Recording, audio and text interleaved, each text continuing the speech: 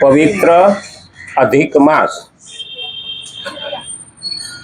સારું બોલાય ને, નહીં વધારાનો મહિનો એમાંય બોલી શકે. હા, વધારાનો મહિનો એટલે બધાથી ઉત્તમમાં ઉત્તમ વડીલ. આનો પદ્મપુરાણની અંદર ઉલ્લેખ છે અધિક માસ અને એની એકાદશી, એનો સોમવાર. એટલે આ 6 દિવસ એવા ઉત્તમ છે અને એની અંદર પૂનમ અને અમાસ. એટલે આમ તો જો કે એક એક દિવસ પવિત્ર છે, એટલે તો ગોપીઓનો મહિનો આપણે કઈ નાખ્યો છે. હકીકતમાં એકલી ગોપીઓને માટે ભક્તિ કરવી એવી નથી, આ ગોપાઓને કરવું તો જોઈએ ને.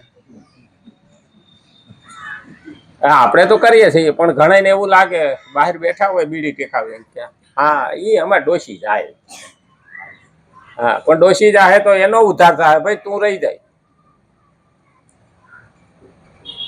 અને એના માટે આપણે આમ તો 365 દિવસ આપણે સત્સંગ કરીએ છીએ, પણ આ મહિનામાં કરેલો સત્સંગ, આ મહિનામાં કરેલી ભક્તિ, આ મહિનામાં કરેલું પુણ્ય, આ મહિનામાં કરેલું દાન એ ક્ષય થતો નથી. એટલે કે એનો નષ્ટ થતું નથી. તો સિક્કાની બીજી બાજુ જોવું જોઈએ. જો પુણ્ય નષ્ટ નથી થતું તો પાપ કરીએ તો થાય ખરું? એ નષ્ટ ન થાય. એટલે આમાં ધ્યાન રાખવાનું. આ મહિનામાં પાપ કરતા પહેલા વિચાર લેવાનો, એટલે આમાં બહુ કોઈની નિંદા ન થાય ને એ વધારે સારું.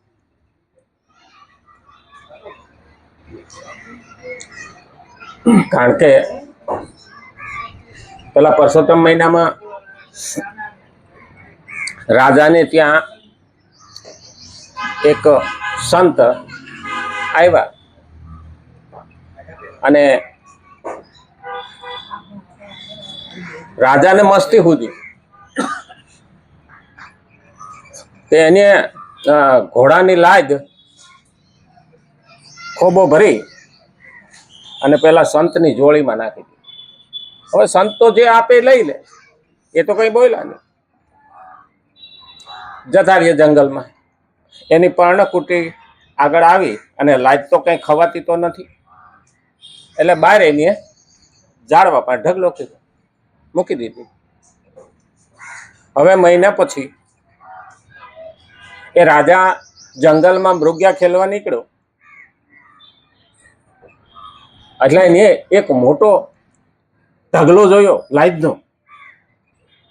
એટલે એને જોયું કે એટલામાં ક્યાંય ઘોડા નથી, એટલામાં ક્યાંય ઘોડાનો અવાજ આવતો નથી, એટલામાં ક્યાંય આવો આશ્રમ નથી, તો એટલી બધી લાઈજ અહીંયા ઢગલો કેમ થાય? એટલે આજુબાજુ જોતો જોતો એ ઝૂંપડીમાં આવ્યો. નાનકડી ઝૂંપડીમાં અંદર સાધુ બેઠા હતા. આવીને પગે લાગ્યો. એને કીધું કે એટલામાં ક્યાંય ઘોડા નથી, તો એટલો બધો લાજનો ઢગલો ક્યાંથી આવ્યો? તો કે ભાઈ એક માણસે મને દાનમાં લાજ આપી, હવે 1000 ગણું વધે એટલે મેં આવીને મૂકી દીધી, વધે જાય. હવે ઓલો સમજી ગયો કે હાડું આ તો મારો જ કર્મ છે. હવે લાજ વધે એનો મતલબ એવો કે પાપ વધે છે. પગમાં પડી ગયો બાપજી, હું જ, બીજો કોઈ નહીં. સંત ઓળખી ગયા હતા, પણ સીધી ઓળખાણ આપી નહીં. હવે મને કોઈ એવો રસ્તો બતાવો કે હું આમાંથી મુક્ત થાઉં. મેં ભૂલ કરતા તો કરી નાખી. હવે સાધુઓ તો દયાળુ હોય, એને તરત રસ્તો બતાવ્યો કે તું એવું કર્મ કર કે તારું આખું નગર તારી નિંદા કરે. આખું નગર તારી નિંદા કરે તો આ તારું પાપ ધોવાય, ત્યાં સુધી ધોવાય નહીં. એટલે એને બહુ વિચાર કર્યો. બીજે દિવસે એને પૂછ્યું કે એવું કર્મ તો ક્યું કરવું કે આખું નગર મારી નિંદા કરે? એટલે એની એક દારૂની બોટલ લીધી, એક ગ્લાસ લીધો અને 4 રસ્તા ઉપર બેસી અને પીવાનું ચાલુ કર્યું. હકીકતમાં બોટલમાં પાણી જ હતું, દારૂ તો આજુબાજુ ઢળ્યો એટલે વાસ આવે. કોઈ તો દારૂ પીતો નહોતો, પણ દેખવાનું દ્રશ્ય કેવું, જેટલા માણસો નીકળે ને એ કે આ નગરનો રાજા અવળે રસ્તે ચડી ગયો, નશાબાદ થયો, હરામખોર થાય, આવું થાય, એ ચાલુ થઈ ગયું. હવે એક મોઢાથી બીજે મોઢે, બીજા મોઢાથી ત્રીજા મોઢે આખું ગામ નિંદા કરવા માંડ્યું. રાજા ત્રીજે દિવસે ઘોડું લઈ અને ઓલા સંત પાસે ગયો તો એ ખોબો એક જ લાઈદ રહી ગઈ. અરે બાપજી કે આ ક્યાં ગઈ? બસ કે એ તારી બીજા લઈ ગયા, નિંદા કરી કરીને બીજા લઈ ગયા. આ એટલું તો કે હવે એ તારા ભાગનું છે, હાવ નષ્ટ થતું નથી. એનાથી સમજી લેવાય કે પરસોત્તમ મહિનામાં કરેલું પાપ અને પરસોત્તમ મહિનામાં કરેલું પુણ્ય ક્યારેય નષ્ટ થતું નથી. એટલે આપણે આ જ્ઞાન લેવાની કોશિશ કરીએ છીએ. શ્રીમદ ભગવદ્ ગીતા 3જો અધ્યાય અને 33મો શ્લોક આપણે જોઈએ.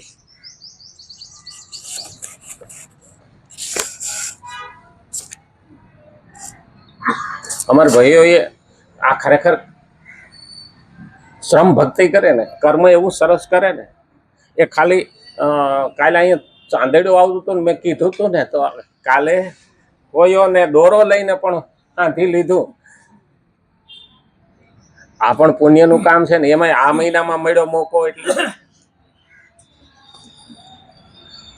જોકે ખરેખર કોઈ તનથી કર્મ કરે, કોઈ મનથી કોઈ કર્મ કરે અને કોઈ ધનથી કર્મ કરે, જેનામાં જેવી શક્તિ એ પ્રમાણે કર્મ કરે.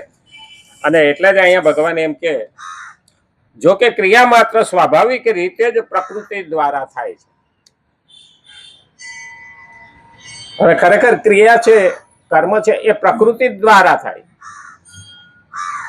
હવે પ્રકૃતિ દ્વારા ક્રિયા થાય એટલે પ્રકૃતિમાં 3 વસ્તુ આવી. સ્વભાવ એટલે પ્રકૃતિ, આ જગતમાં જે દેખાય છે એ પ્રકૃતિ, અને સત્વગુણ, રજોગુણ અને તમોગુણ, આને પણ પ્રકૃતિ કીધી. તો અહીંયા ક્રિયા માત્ર સ્વાભાવિક રીતે પ્રકૃતિ દ્વારા થાય છે. એટલે આપણા સ્વભાવ પ્રમાણે થાય ને, આ અર્થમાં લેવું પડે. કારણ કે આ 3 અર્થમાંથી એક અર્થમાં લેવાનું. તો આ પ્રકૃતિ દ્વારા એટલે સ્વભાવ આપણો હોય ને એ પ્રમાણે આપણે કામ કરીશું. માણસનો તમોગુણી સ્વભાવ હોય ને તો કાં તો ગાળો બોલવાનું કર્મ કરે, કાં તો વ્યસનનું કર્મ કરે, અને કાં તો ઝઘડાનું કર્મ કરે. કાવ્ય વિનોદેન કાલો ગચ્છતિ ધીમતામ વ્યસનેન તમ મૂર્ખાણામ નિંદ્રયા કલહેન વા. અહીંયા પણ એ જ કીધું. સજ્જન માણસો કાવ્ય વિનોદ ને સત્સંગમાં સમય કાઢે. કાવ્ય વિનોદેન કાલો ગચ્છતિ ધીમતામ વ્યસનેન તું મૂર્ખાણામ નિંદ્રયા કલહેન વા. હા, એ કાં કલહમાં જાય, કાં ઊંઘમાં જાય, અને કાં પ્રમાદમાં જાય, અને કાં કલહ ઝઘડામાં જાય. એટલે એ પણ આપણે અહીં જોઈએ કે સ્વભાવ પ્રમાણે થાય. તો પણ અજ્ઞાની પુરુષ ક્રિયાઓની સાથે પોતાનો સંબંધ માનીને પોતાને તે ક્રિયાઓનો કરતા માની લે છે. અહીંયા અજ્ઞાની માણસ જે છે, આને જે સમજતો નથી ને, એ પોતે હું કરું છું એવું જોડી, હું નિમિત્ત માત્ર છું જો એવું જોડે ને તો વાંધો આવતો નથી. અહીંયા એને બંધન થાય છે.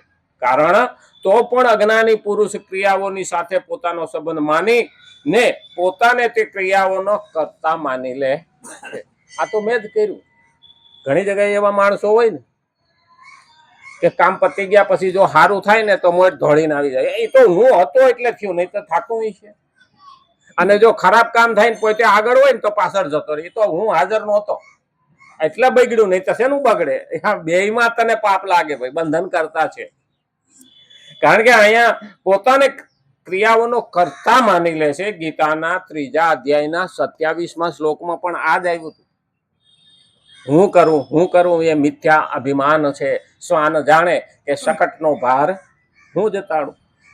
ઘણી વખત એવું હોય ને, કૂતરોને એવું હોય, ગાડા એ ચાલ્યું જાતું. આપણે જોકે નરસિંહ મહેતા એ લખ્યું છે, હું કરું એ હું ઘસી ગયો, મિથ્યા અભિમાન છે, હું જ કરું.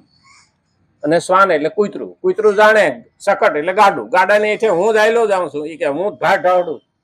આ ટીટોળી હુવે ને એટલે પગ અધીર રાખે. હા, તે એને શિયાળે પૂછ્યું આમ કેમ કહીશું કે આ હું શું ને પગ નો રાખું તો આભ પડી જાય. ઘણા એવા હાલતા હોય છે, એવા ભ્રમમાં રહેતા હોય. હું કરું નહીં, આપણે નિમિત્ત માત્ર છે. ભગવાને આપણે મા બાપ બનાવ્યા ને તો 2 જીવ કે 4 જીવ ભગવાને આપણા ઉપર ભરોસો મૂકીને ઉછેરવા માટે આપ્યા છે. બાકી એ તો એનું કર્મ લઈને આવ્યા છે. આપણે એમાં કઈ બીજું કરી દેતા નથી. ગોવાળી છે, આપણે ત્યાં સુધી ગોવાળી કરવાની. કારણ કે ગોવાળ છે એ ભાગોળે બેઠો હોય ને તો પણ આખા ગામની ગાયો ત્યાં આવે. હવે ગાયો આવે એ જેમનો હાલે ને એમની ગાયો બધી એની વાહે હાલે. અને પછી ગોવાળનું ધ્યાન ગાયો રાખે. ગાયો ચરતી હોય અને કોઈ માણસ જઈને જો ગોવાળને બથ ભરે ને તો ગાયો બધી દોડીને પેલા ગોવાળનું રક્ષણ કરે. આ મેં નજરે જોયેલું છે. પણ ભાગોળે ચરીને પાછી આવે ને એટલે હવ ગાયો હવને ઘેરે જતી રે. કોઈને મૂકવા જ આવી પડે નહીં. છતાં કોઈ ગોવાળ રોયો ખરો? મને ગાયો મૂકીને વહી ગઈ, મને એટલો ગાયો પ્રેમ કરતી હતી, છતાં મને મૂકીને વયું ગયું નહીં. આ પણ આપણે ગોવાળી જ છે. આપણે જે કરીએ છીએ ને એ ભગવાને આપેલી જવાબદારીને પૂર્ણ કરીએ છીએ. તો અહીંયા પણ ભગવાન એ જ કહે છે, પદાર્થો અને ક્રિયાઓ સાથે પોતાનો સંબંધ માનવાને કારણે જ રાગ દ્વેષ ઉત્પન્ન થાય. આપણો સંબંધ માની લઈએ છીએ. હવે આપણે તો જે કર્મ કરવા માટે આપેલું છે, આપણને જે કર્તવ્ય આપેલું છે એ કર્તવ્ય નિભાવવાનું. પછી એનું ફળ કેવું આવે એ આપણને ખબર નથી. અને એ જ મહત્વનું છે. કારણ કે બહેનો છે એ રસોઈ કરીને મૂકી દે, કોણ કેટલું ખાય એ એને ખબર નથી. એને બનાવીને મૂકી દીધી. પછી કોઈ 2 રોટલી ખાય, કોઈને સારું લાગ્યું તો 4 રોટલી ખાય, પણ એ કેટલું ખાય એ એને ખબર નથી. અને તારે એટલું જ ખાવું પડશે એવું કોઈની માથે દબાણ પણ કરતા નથી. જેમનાથી જન્મ અને મરણ રૂપી બંધન થાય. આપણે આપણું રાગ દ્વેષ પૂર્વક કરીએ ને તો એનાથી જન્મ મરણ ના ફેરામાં જવાય. તો મારે જન્મ અને મરણ, જોકે 4 રોગ મોટા કયા છે, જન્મ, મૃત્યુ, જરા ને વ્યાધિ. આ 4 રોગ મોટા. તો આપણે ત્યાં કહેવત છે કે નાનપણનું નાણું ને શિયાળાનું છાણું. જન્મ પછી જુવાની આવે, જુવાની પછી બુઢાપો આવ્યો એટલે જરા એટલે બુઢાપો. હવે બુઢાપો તો કોઈને જોતો નથી, પણ હવે જુવાની લીધી એટલે બુઢાપો તો આવવાનો જ છે. તો વારા પછી વારો અને મેં પછી ગારો તો સ્વીકારવું જ પડે. હવે જુવાનીમાં જેવા જલસા કર્યા હોય ને એવો બુઢાપામાં ભોગવવાનું રહે.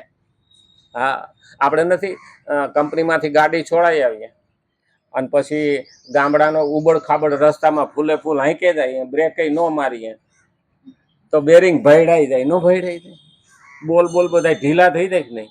એમ આપણે જુવાનીમાં ધ્યાન ન દીધું હોય ને આ શરીરથી ડબલ કામ લીધું હોય ને તો આના વહેલા આટા આવી રહ્યો. અને પછી કાં તો કડ દુખે, કાં તો ઢેચણ દુખે, કાં તો હાંધા દુખે, કાં તો માથું દુખે, કાં તો વેલા દાંત જતા રહીએ, આ વહેલી આંખો જતી રહે. ખરેખર તો આ ભગવાને બધા સાધન આપ્યા છે ને, આને રિપેર થાય પણ બેટું બદલી નથી શકાતું. બોલો, આ ડખો છે.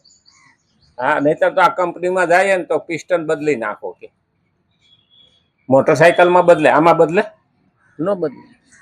આમાં રિપેર થાય, બહુ થાય કે રીંગું નાખી દે. આ હૃદયમાં છે ને કોઈ બાયપાસ કરાવે, કોઈ બલૂન ફેરવે,